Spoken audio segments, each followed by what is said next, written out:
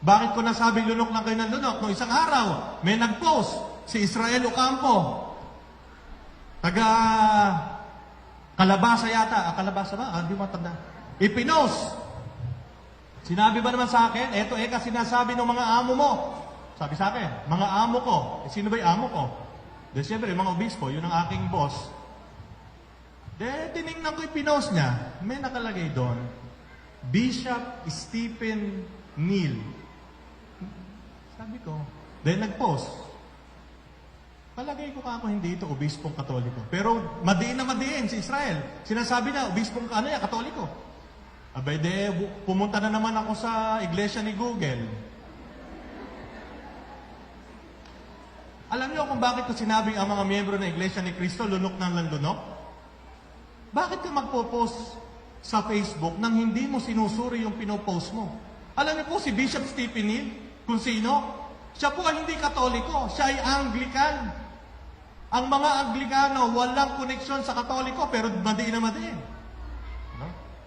Kaya mga kapatid, kung tayo mapanuri, makikita natin ang panlilinlang na ginagawa ng mga iglesia ni Cristo sa pamamagitan ng paggamit ng Biblia at pagcha-chap-chap. Sinabi ni Manalo, Felix Manalo, ang Biblia daw self-sufficient. Ba't mo ini-interpret?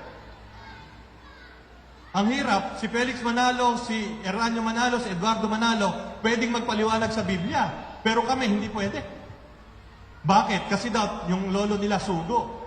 Ayun, pinakita ko sa inyo, sino ba sugo? Sino ba nagsabing sugo siya? Yung Biblia.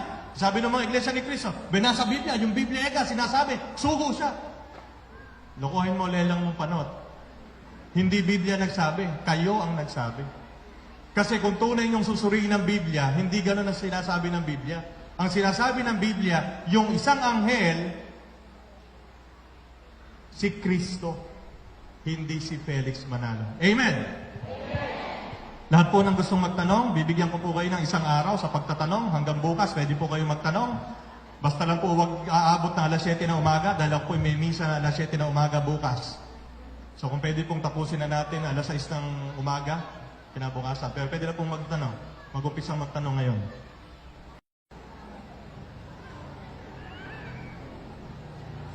So kung kayo po ay may tanong patungkol kay Felix Manalo, wag po kayong pupunta sa iglesia ni Google. Wala po silang ina-upload dun eh. Makikita nyo lang po doon kung paano siya sinugo ng Diyos. Nagkulong ng 3 araw sa loob ng kwarto, hindi yata kumain. Tapos pagkatapos ng 3 araw, yun, siya na ang sugo.